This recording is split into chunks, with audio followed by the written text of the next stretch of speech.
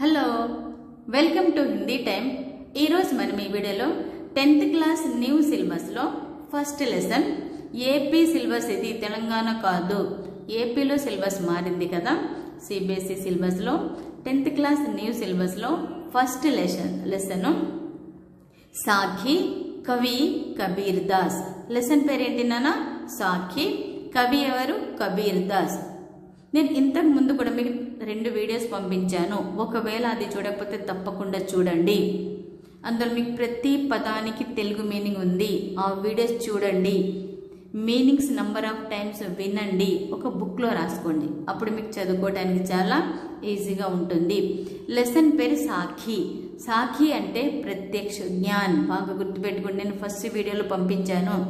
సాఖీ అంటే ప్రత్యక్ష జ్ఞాన్, అంటే కళ్ళతో చూసినది అని। కబీర్ దాస్ తన లెసన్లో కళ్ళతో ఏం చూశాడు, ఏమేం జరిగిందనేది మనకు చెప్తున్నాడు, ఊహించి చెప్పట్లేదు। అందుకని లెసన్ పేరేంటిది? సాఖీ అంటే ప్రత్యక్ష జ్ఞాన్। ఓకేనా?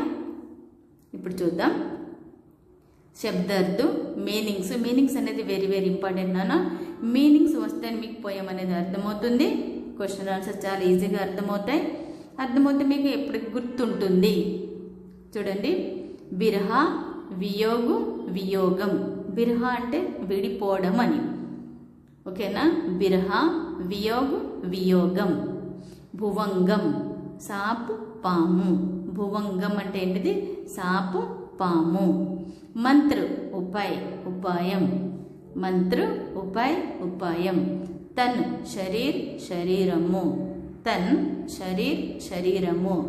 భౌరా పాగల్ పిచ్చివాడగుట, భౌరా పాగల్ పిచ్చివాడగుట। బసై స్థిరపడతారు, నా లగై అది పని చేయదు, లగై అంటే పని చేస్తుంది, ముందు నా లగై అనేది ఉంది కాబట్టి అది పని చేయదు, నా లగై అది పని చేయదు। కోయి ఏదైనా, కోయి అంటే ఏదైనా। బియోగి విడిపోయిన వాళ్ళు, బియోగ్ అంటే విడిపోవుట, బియోగి అంటే విడిపోయిన వాళ్ళు అని। నా జీవై బ్రతకలేరు అంటే ఇక్కడ ఈ పోయంలో కబీర్ దాస్ బాగా ఇష్టమైన వాళ్ళు విడిపోతే మనము బ్రతకలేము, ఒకవేళ బ్రతికినా పిచ్చివాళ్ళం అయిపోతాము అని చెప్తున్నాడు। ఓకేనా? జాగ్రత్తగా వినండి, పోయం చూడండి। బిరహ భువంగం తన్ బసై, కబీర్ దాస్ చెప్తున్నాడు, బిరహ అంటే విడిపోవటము, భువంగం అంటే సాప్ అంటే పాము, బిరహ అంటే విడిపోవడము, భువంగం అంటే పాము। తన్ బసై, తన్ అంటే శరీరము, బసై అంటే స్ప్రెడ్ అవుతుంది। విడిపోయామనే బాధ అనేది పాము కాటేస్తే ఆ విషం అనేది ఏ విధంగా శరీరం మొత్తం స్ప్రెడ్ అయిపోయి మన పైన ప్రభావాన్ని చూపుతుందో, సేమ్ అదే విధంగా విడిపోయామనే బాధ అనేది మమ్మల్ని చాలా బాధ పెడుతుంది అని చెప్తున్నాడు కబీర్ దాస్। మనకు ఇష్టమైన వాళ్ళతో విడిపోతే మనకు ఆ బాధ అనేది చాలా బాధని కలిగిస్తుంది। మంత్ర నా లగై కోయి, దానికి ఎలాంటి మంత్రం వేసినా పని చేయదు, పాము కాటేస్తే ఏదైనా మంత్రం వేస్తే తగ్గుతుంది, కానీ ఈ బాధకి ఎలాంటి మంత్రం పని చేయదు, అంటే ఈ బాధకి ఎలాంటి మందు అనేది లేదు। విడిపోయామనే బాధ అనేది మనుషుల్ని చాలా బాధ పెడుతుంటుంది, దానికి ఎలాంటి మందు అనేది లేదు అని కబీర్ దాస్ చెప్తున్నాడు। అక్కడ ఆ బాధను పాము యొక్క విషంతో పోల్చి చెప్తున్నాడు కబీర్ దాస్।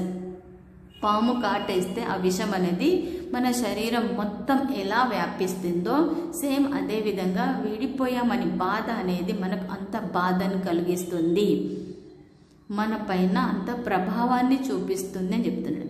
నిజంగా మీకు ఎవరైనా ఇష్టమైన వాళ్ళు ఉంటే వాళ్ళు మీతో విడిపోతే ఆ బాధ అనేది ఎలా ఉంటుందో మీకు అప్పుడు ఈజీగా అర్థమవుద్ది। ఓకేనా?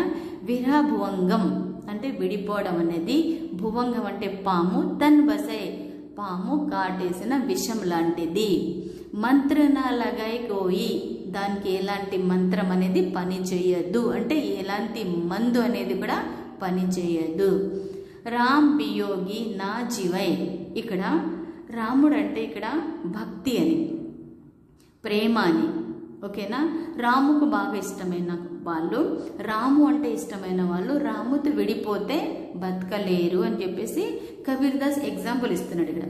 రామ్ బియోగి అంటే రాముడి యొక్క భక్తులు, ఎవరికైతే రాము అంటే బాగా ఇష్టమో వాళ్ళు రాముతో విడిపోతే బ్రతకలేరు. అంటే రాము అంటే ఎవరైనా సరే మీ ఇష్టమైన వాళ్ళతో విడిపోతే మీరు బ్రతకలేరు అని కబీర్దాస్ చెప్తున్నాడు ఇక్కడ. రామ్ బియోగి నా జీవై, నా జీవై అంటే బ్రతకలేరు. జీవైతో భౌరా హోయే, ఒకవేళ బ్రతికినా సరే వాళ్ళు ఏమైపోతారు, పిచ్చి వాళ్ళు అయిపోతారు. ఆ బాధతో వాళ్ళు పిచ్చి వాళ్ళు అయిపోతారు. రామ్ బియోగి నా జీవై, రాముతో విడిపోయిన తర్వాత వాళ్ళు బ్రతకలేరు. జీవైతో భౌరా హోయే, ఒకవేళ బ్రతికిన ఏమవుతారు, పిచ్చి వాళ్ళు అయిపోతారు.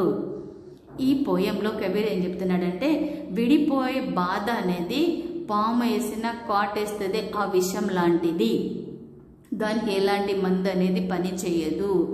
వాళ్ళు బ్రతికినా వాళ్ళు అసలు బ్రతకలేరు, ఒకవేళ బ్రతికినా పిచ్చి వాళ్ళు అవుతారు అని కబీర్ యొక్క ముఖ్య ఉద్దేశము. మళ్ళీ చదువుతున్న వినండి. బిర్హా భువంగం తన్ బసై మంత్రి నా లగై కోయి. ఓకేనా, విడిపోయిన బాధ అనేది పాము కాటేసిన లాంటిది, విషం లాంటిది, శరీరం మొత్తం అది తన ప్రభావాన్ని చూపిస్తుంది, దానికి ఎలాంటి మందు అనేది పని చెయ్యదు. రామ్ బియోగి నా జీవై, రాముతో విడిపోయిన తర్వాత బ్రతకలేరు. జీవైతో భౌరా హోయి, బ్రతికిన ఏమవుతారు, పిచ్చి వాళ్ళు అయిపోతారు. చూడండి, ఈ పోయం చదవటానికి ముందు ప్రతి పదానికి మీకు తెలుగు మీనింగ్ ఉంది, ఫస్ట్ అది చదువుకోండి, అప్పుడు పోయం అనేది మీకు చాలా ఈజీగా అర్థమవుతుంది. ఓకేనా, చూడండి శబ్దార్థ్.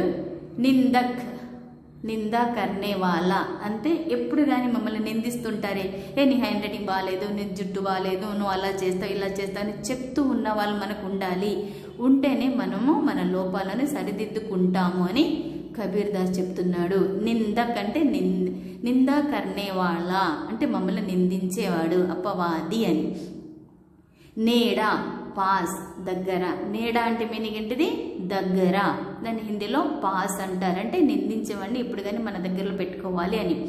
కుటి బాంధ్యే, కుటి బన్వాకర్ అంటే ఒక గుడిసె నిర్మించి, నిందించే వాళ్ళని మన దగ్గరగా మన ఇంటి ముందు ఒక గుడిసె కట్టించి పెట్టుకోండి అని చెప్తున్నాడు కబీర్దాస్. ఓకేనా. సాబన్, సాబున్, సబ్బు. చూడండి, నిందక్ అంటే నిందా కర్నే వాళ్ళ, అపవాది. నిందక్ నిందా కర్నే వాళ్ళ, అపవాది. నేడా పాస్, దగ్గర. నేడా పాస్, దగ్గర. కుటి బధాయే, కుటి బన్వాకర్, కుటియా బన్వాకర్ గుడిసె నిర్మించి. సాబన్, సాబున్, సబ్బు. నిర్మల్ పవిత్ర, పవిత్రమైన. నిర్మల్ పవిత్ర, పవిత్రమైన.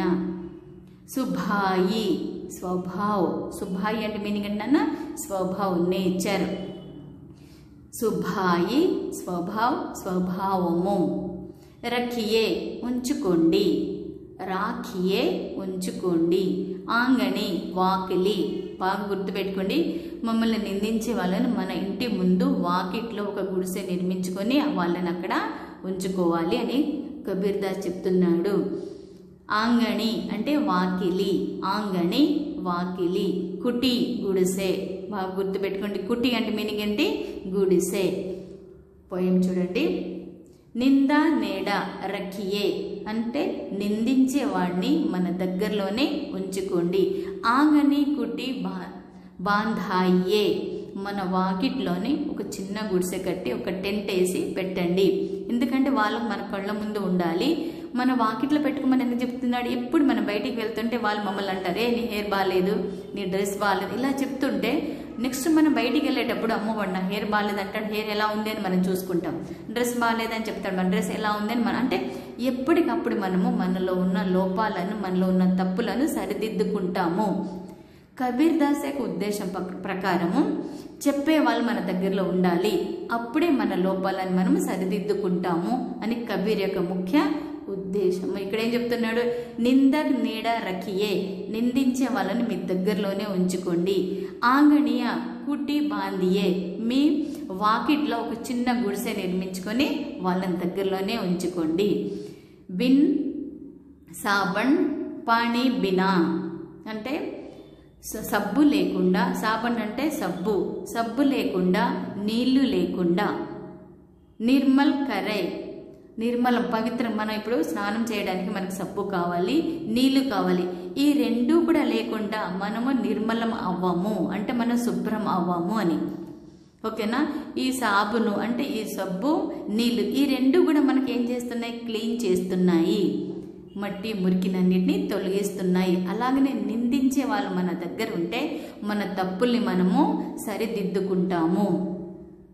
అందుకని ఇక్కడ నిందించే వాడిని కబీర్ దాసు సబ్బుతో పోలుస్తున్నాడు. సబ్బు అయితే మమ్మల్ని ఎలా క్లీన్ చేస్తుందో, ఈ సబ్బు నీళ్లతో మనం ఎలా పవిత్రం అవుతామో అలాగనే నిందించే వాళ్ళు కూడా మన దగ్గర ఉంటే మనం కూడా అలా మనలో ఉన్న తప్పులను సరిదిద్దుకుంటాము, తప్పులు లేకుండా తయారవుతాము. ఇలా సోపు నీళ్లు ఉంటే ఎలా మనం శుభ్రంగా ఫ్రెష్గా తయారవుతామో అలాగనే నిందించే వాళ్ళు కూడా మనలో ఉంటే అప్పుడు మన తప్పులను మనము సరిదిద్దుకుంటాము. ఎవరి లోపాలు వాళ్ళకి తెలియవు కాబట్టి ఎదుటి వాళ్ళు చెప్తే దాన్ని మనం పాజిటివ్గా తీసుకొని మనలో ఉన్న లోపాలను సరిదిద్దుకోవాలని కబీర్ యొక్క ముఖ్య ఉద్దేశము. ఇక్కడ నిందించే వాళ్ళను కబీర్ దాసు సబ్బుతోనో నీళ్లతోనే పోల్చాడు. ఇక్కడ కబీర్ దాస్ ఏం చెప్తున్నాడు? నిందించే వాళ్ళని మన వాకిట్లో ఒక చిన్న గుడిసె కట్టి పెట్టుకోండి. వాళ్ళు మనలో ఉన్న తప్పులను ఎప్పటికప్పుడు చెప్తూ ఉంటారు. ఏ విధంగానంటే సబ్బు నీళ్లు మన శుభ్రం అవడానికి ఎంత ఉపయోగపడతాయో, మనల్ని ఎంత పవిత్రంగా నిర్మలంగా తయారు చేస్తాయో నిందించే వాళ్ళు కూడా మనల్ని ఆ విధంగా తయారు చేస్తారు అని చెప్పేసి, అంటే ఎదుటి వాళ్ళు ఏదైనా చెప్తే మనలో ఉన్న తప్పులను సరిదిద్దుకోవడానికి అది మనం పాజిటివ్గా తీసుకోవాలి, నెగిటివ్గా తీసుకోకూడదు. మళ్ళీ పోయిన చెప్తున్న వినండి. నిందక్ నీడ రఖియే నిందించే వాళ్ళను దగ్గరలోనే పెట్టుకోండి. ఆంగణీయ కుట్టి బాంధియే మన వాకిట్లోనే ఒక చిన్న గుడిసె నిర్మించుకొని వాళ్ళని ఉంచుకోండి. బిన్ సాబన్ పానీ బినా సబ్బు లేకుండా, నీళ్లు లేకుండా. నిర్మల్ కరై నిర్మల్ అంటే పవిత్రంగా మనం తయారవ్వము. ఈ సాబును, సబ్బు, నీళ్లు రెండు ఉంటేనే మనం శుభ్రం అవుతాము. కరై అంటే అవుతాము. సుభాయి అది స్వభావము, మనుషుల యొక్క స్వభావము. అంటే ఎదుటి వాళ్ళు చెప్పినప్పుడు విని మనలో ఉన్న తప్పులను మనము సరిదిద్దుకోవాలి. ఎలా అయితే మనం శుభ్రం కావాలంటే మనకు సబ్బు కావాలి, నీళ్లు కావాలి. సబ్బు నీళ్ళని మనం ఏ విధంగా అయితే ఉపయోగించుకుంటామో అలాగనే నిందించే వాళ్ళ మాటలు కూడా మనం విని మనలో ఉన్న తప్పులను సరిదిద్దుకోవాలి అని కబీర్ యొక్క ముఖ్య ఉద్దేశము. మళ్ళీ చెప్తున్న జాగ్రత్తగా వినండి. నిందక్ నీడ రఖియే ఆంగణీయ కూటి బాంధాయి ధాయి. బిన్ సాబన్ పానీ బినా బిన్ సాబన్ పానీ బినా నిర్మల్ కరై సుభాయి. నీళ్ళు ఉంటేనే, సబ్బు ఉంటేనే మనం పవిత్రంగా నిర్మలంగా తయారవుతాము. అది మన స్వభావము. ఓకేనా? వీడియో లైక్ చేయండి, షేర్ చేయండి. మీకు ఏమైనా డౌట్స్ ఉంటే కామెంట్ సెక్షన్లో కామెంట్ చేయండి. మీరు 10th క్లాస్ వాళ్ళు చదివే వాళ్ళైతే మీ ఫ్రెండ్స్కి, మీ క్లాస్మేట్స్కి తప్పకుండా వీడియో అనేది పంపించండి. ఒకవేళ మీరు 10th క్లాస్ చదవట్లేదు, స్పోకెన్ హిందీకి సంబంధించిన వాళ్ళు అయితే 10th క్లాస్ చదివే స్టూడెంట్స్ ఎవరైనా మీకు తెలిసి ఉంటే, మీ రిలేటివ్స్ ఎవరైనా ఉన్నా సరే దయచేసి వీడియోని వాళ్ళకు పంపించండి. ఇది కొత్త సిలబస్, సిబిఎస్ఈ సిలబస్, కొంత కష్టంగా ఉంటుంది. నేను ప్రతి పదానికి తెలుగు మీనింగ్ పంపిస్తున్నాను. ఓకేనా? దయచేసి వేరే వాళ్ళకు కూడా వీడియోని పంపించండి, వీడియో లైక్ చేయండి. ఓకేనా? చూస్తూనే ఉండండి హిందీ టైం. Thank you.